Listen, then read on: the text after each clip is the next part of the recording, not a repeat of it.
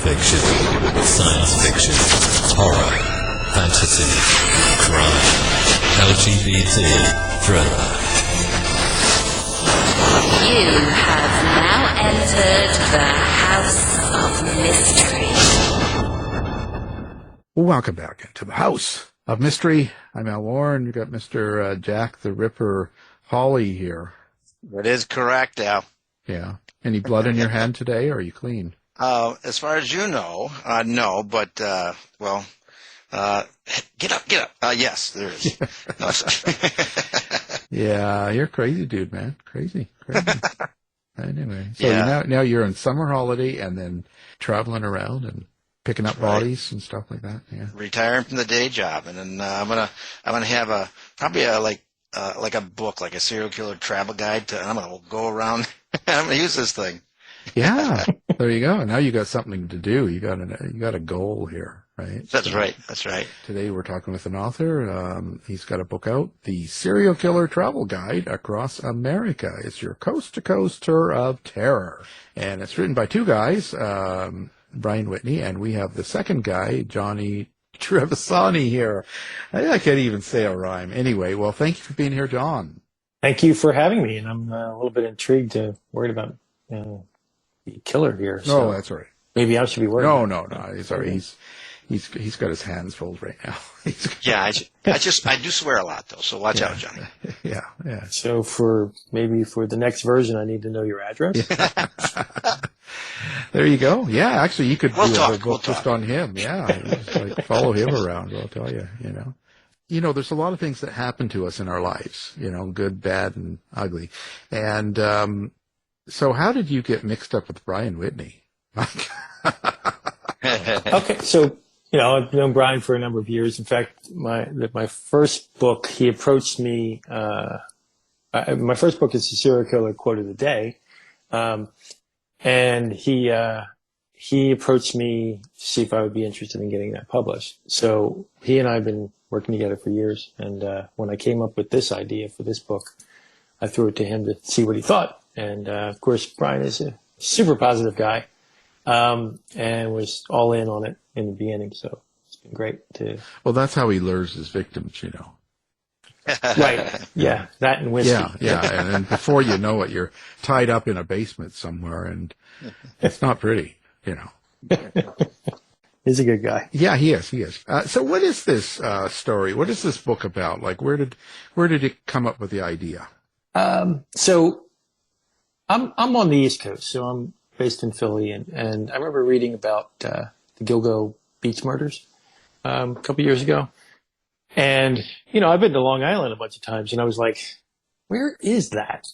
And so I went to look at Gilgo Beach, and I was like, oh, I know where that is. And then I thought, hey, that would be a cool idea to have a travel guide of spots across the country, where people might have done their duty, done their deeds, or maybe where they were born, or, where they're from. Did a little bit of research, found out no one really has that sense of humor out there. And so I figured I'd give it a shot. And so I started writing a little bit of it. And then I asked Brian to see if he would, help along. Well, so how did you assemble the stories? Like, were there certain people you chose for a reason, or is there certain ones that, like, how did you go about putting together this guide in that sense? I took it to the approach that I was, hey, if you want to go from one point to another point, and you want to visit, like I said, I'm going to think from Philly, so go to New York and see where David Berkowitz hung out, and then maybe keep on going up the coast or go down the coast and New Jersey, and sort of like a route, and to set it up if you want to actually do a travel guide across America. Now, I don't know, if that's a thing, if that's what you would actually want to do. But I just thought it would be interesting to, like, people go places, and hey, while I'm here, I might want to see where, Jeffrey Dahmer, used to hang out or used to live. Actually, his apartment building's raised and all that, so there's nothing there. And that's also part of the problem. Many of the things that we reference, that I reference in the book, they don't simply exist. So we're just talking about, that particular area, of that killer. And I didn't really hit every state because, Montana doesn't really, just has lots of rocks and coyotes out there. It doesn't have serial killers. So, so I was discriminate about the who's and where and what I would included. Of course, you want to make sure that you have people like Bundy and Dahmer and Ween and such in there because people know that they're name worthy, but you probably wouldn't know about people, like Charles Severance, who was in, Virginia. So there's a lot of things you're going to learn from this just from traveling through the area and finding out that, there was a serial killer there. Like I'm from Philly, and so in Philly we have Marty Graham. We had two actually, but I chose Marty Graham to be included in it. It's those types of things I find interesting. What's interesting, like my world is the Jack the Ripper research, and there's our Jack the Ripper tours. Yeah, and it's big money. So now looks like you're gonna have to start this tour. It's gonna be it's a long tour. It looks like, Jack. Yeah. They do have you can. There's things like you can go to Jonestown, and they have you can visit Jonestown where the massacre was. That's also they call it dark tourism, right? And they also do it on the the Charlie Manson ranch. So it is true. I mean, but this is across America. You might be visiting your in-laws, and you go to Lexington, Kentucky, and you go, "Hey, I wonder where Robert Smallwill was." It's the first thing that comes across my mind. Right. I wonder who died in this town. Yeah. Right. Wow. Well, yeah. So how severe? Like you've got some of the big names, of course, but when you chose the smaller names, let's say the less well-known ones, was there a particular reason that you would choose someone? Is it kind of the style of their killing, or is it how many they killed, or like where was your threshold for? I'm going to say it was more random than that. It was just my interest. So if I found them interesting, and I mean that as I know it's kind of weird to say that serial killers are interesting, but, there has to be a story to it. And there's just going to be some people that are not as intriguing, their story is not as intriguing. So, but again, going from state to state, you're not going to find a lot in Rhode Island, So there's going to be less that you can choose from, but if you go to Florida, there's going to be a lot. And there's going to be a lot in the Pacific Northwest and California. So I was discriminating about where I went there.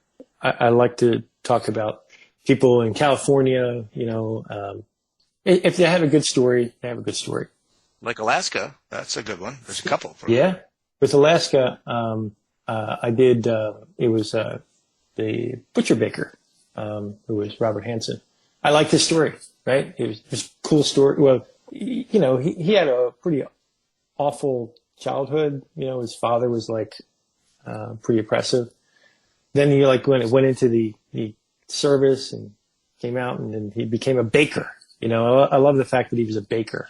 And I thought that was pretty interesting. And honestly, when you go to Alaska, you just sort of figure that you don't want to ever be found. So it makes sense you're going to find serial killers up there. But, I thought Robert Hansen was in Hawaii as well. Oh yeah, Hawaii was amazing too. So I didn't know. So I'm thinking, to me, Hawaii was really unique. It's an island. You have to purposely go there. You can't just wander to Alaska or to Hawaii, right? And it's beautiful there. So there was a Honolulu strangler there that killed 5 people, and I didn't know this until I was doing research. And I'm thinking, seriously, this is beautiful light. This is where everybody should just be happy and wearing leis and listening to drinking Mai Tais, But no, there was a person that killed 5 people there. So I lived in Hawaii for 3 years. They don't match, do they? Well, it was between 85 and 86 because that's when. Mine was 87 and 90. So good. Oh, I just missed it. So you got out of it. Well, you never really know. Yeah. So and that person was never officially caught. There was a person that was identified, but they never really charged him for it. Yeah, because they never know. He could be still over there drinking Mai Tais. Yeah, I could have met him. Yeah. is there one or two that stick out of these killers besides the big guys, right? But some of the small ones, was there a few that kind of like stuck with you? In the book, I have fun facts, right? And that's also a carryover from the first book because I think that's interesting. There's people that, So one of the fun facts I have is for a guy named Charles Severance. And Charles Severance was a serial killer in Alexandria, Virginia. Now, what was really interesting about that was that, if you've ever been to Alexandria, it's a pretty quaint little city. Like it's not, again, it just doesn't draw you into like heavy city. There's not like heavy crime there, but there was two serial killers there that I both highlighted in there. But one, his name was Charles Severance, and he ran for mayor of Alexandria, and he also ran for Congress. And if you ever saw this guy, he kind of looked like what Santa Claus would look like if he was on a crack binge. And I was thinking, he's just a unique dude. And so he was called the grudge killer. That's what they nicknamed him because he held a grudge. And that was his serial aspect of it. He didn't really trust government, but yet for some reason he wanted to run for government. And he had a grudge with certain people within the government or had tangentially associated with the government. And he was known to knock on the door and then shoot them and then leave. And so they were tough for them to track it down. It took them a while for them to track it down, but they tracked him down. They caught him. I just thought that was interesting. I would never, hadn't I gone through the research. Is he running for president? Yeah. Given these days, he certainly can be qualified. Yeah. So I thought that was an interesting one, Well, and that's interesting. Now, you brought up your first book, too, right? And that was the serial killer quote of the day, 365 Days of Serial Killers Uncut. And in their words, that's an older book. So what's this all about? I see Jeffrey Dahmer as a co-writer with you for that one. Well, he's quoted in it. So that book, I became really intrigued in sort of what they say, hearing the words and is a unique entree into their thinking, in the way that they think. And so what started that book was I was reading something about Dahmer, and it was reading about when the police arrived at his apartment, and because people had complained about the odor coming from his apartment. And what his answer to the police was, my refrigerator broke and the meat spoiled. And I thought, man, that's a really cold thing to say, but also calculated. Like he knew, well, you don't want to get caught. He's got to come up with some sort of story. And that's what he came up with. Something that made sense. Honestly, yeah, my refrigerator broke and the meat spoiled was the quote that sort of started that book for me. And I started just going down a lot of research for what other ones would say. And there was a lot of fun facts in there too. One of my favorite fun facts of that book was, if you're familiar with Carl Panzram, one of the fun facts of Carl Panzram was that he was court-martialed during World War I. William Taft was the Secretary of War at the time. He signed the paperwork for him to go to Leavenworth. And then when he was freed from Leavenworth, Taft later became president, and then after that he became Supreme Court Justice. While Taft was the Supreme Court Justice, Carl Panzram broke into his house, stole his revolver, and killed 10 people with it. There's a fun fact.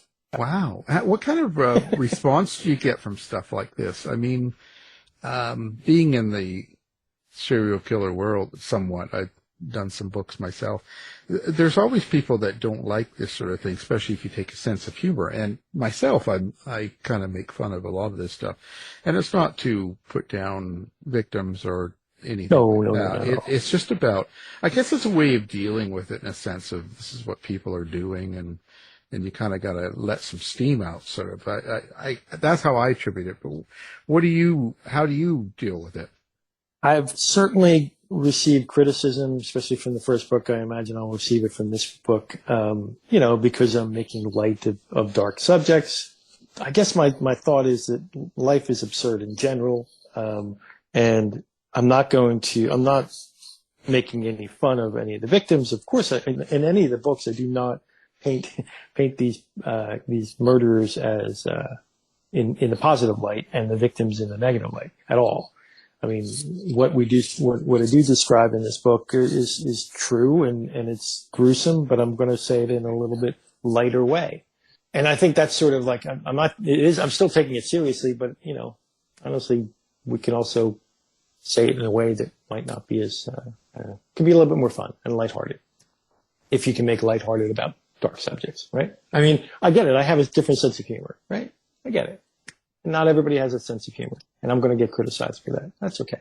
But true crime is so popular. So, and there's a lot of very serious people that have criticized, the fact, how come you didn't talk about this, and how you didn't talk about that? Because, that's not the vibe. The vibe is different. I mean, there's, we know that there's plenty of books out there and plenty of content out there that will go into deep dives about some of the similar content. But, I'm having a travel guide. We're doing a travel guide. Hey, you want to go to Trenton, Well, interesting is like Karl Panzram, he was in the 1920s, right? Mm-hmm. So yeah, now the 19th century, my book actually is called The Railway Ripper, where I found 39 unsolved murders along the railways, and like one in Philly, which is Annie Hoff, 1896. So I know what you can do for your next book. Oh, there you go. Look at that. Railways. Railways and see them. Yeah, there you go. Do you have any long-haul trucker serial killers in there? Sure. I mean, sure. They're like Ridgeway and such. But, that's also part of the problem with tying a serial killer with a location. Oh, right. I did it arbitrarily, essentially, with many of them, like Bundy and Ridgeway, the same, because they traveled. They go from state to state. And that's what made it so hard for them to find them, because they were leaving a trail, and not everybody's connecting those dots. But, you had Bundy up in the Pacific Northwest, which is what you're used to thinking about. But he killed a bunch of people in Florida. Yeah. So, should I say Florida, or should I say there? Should I say other? Like, he in California, but I went with him in Pacific because, that's because the story's better up there. When he worked for the re-election of the governor and traveled on the tour bus, right. All that stuff. I think that's because they actually kind of attributed some murders along the tour bus, which is a gruesome idea. They haven't really tied it directly, but I think that's an interesting story right there. But that's why I associated Bundy up in Pacific Northwest and Seattle, around that area. Yeah. Yeah. I was his roommate. Yeah? Was he messy? He seems like a pretty tidy guy. Yeah, he's pretty tidy. Well, any funny quotes that you get from any of these killers that you put in your quote book? Ed Kemper, Big Ed, one of his quotes was, actually, blood is a pain in the ass. And it's like, he was just trying to explain, because, he wanted to kill his mother, right? His whole thing was he wanted to kill his mother, not just in a certain way. He wanted to kill her the way he wanted to kill her. And it was gruesome, and it was graphic. And one of his quotes, of course, was that, he said that he after he took her vocal cords and put them down the garbage disposal, he said, I can still hear her talking. It's that kind of gruesome, behavior. But he practiced he was a Santa Clara killer, but, he practiced with co-eds. He was a co-ed killer, sorry. Because he wanted to practice to do it right. And during that practice, during his experiments, pain was apparently a pain in the ass. Wow. So always. So, did you have any, so is there any subtext to this, any meaning to either one of these books? Is it just your way of contributing to society, or is there something you want the reader to get out of these books? Is there something? Well, I mean, I want them to get at least they understand the campiness of it and the lightheartedness. That's the only thing that's going to be different between my books and others. The fact that, I have a serial killer quote of the day book, which is just on principle absurd. But it's, once you get in it, you realize, oh my God, this is pretty interesting and kind of funny at times.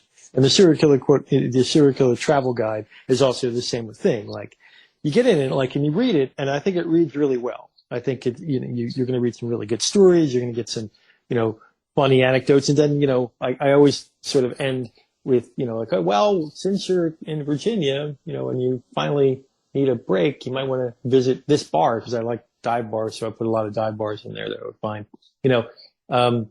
It's that kind of just lighthearted to a dark subject. I guess that's the only thing I could describe it as. The Israel Keys, he had those kill kits all over. Did you happen to find any of those? I did not. Sorry. You were looking at the wrong place. Yeah. Yeah, I mean, he was frequent. He was recent, 2012. Yeah. So how do you follow up with this? Where do you go after this? So there's a couple different ways we go. But I think wherever I go, there's going to be a little bit of humor. And I have a couple ideas in my mind. Yeah. You're going to keep it going on that way. So listen, now, do you like people to contact you? Do you have social media set up, or do you have a website, all that sort of stuff? Yeah. So I have a website, JohnnyTrevisani.com is the website. It'll have links to the books. It'll also have some socials there. I'm going to start some, I haven't started it yet, but I'm going to start a TikTok with some content on there. It's early on in this process. But stay tuned, right? I mean, I have a face for radio, so I don't know how TikTok's going to really work. Just don't put your face on. That's what I do.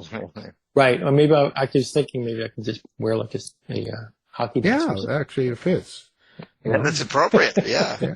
Yeah. Jason instead of Johnny. You can do. I'm Jason's brother. I can put a bag over my head and call him the unknown serial killer. That's right.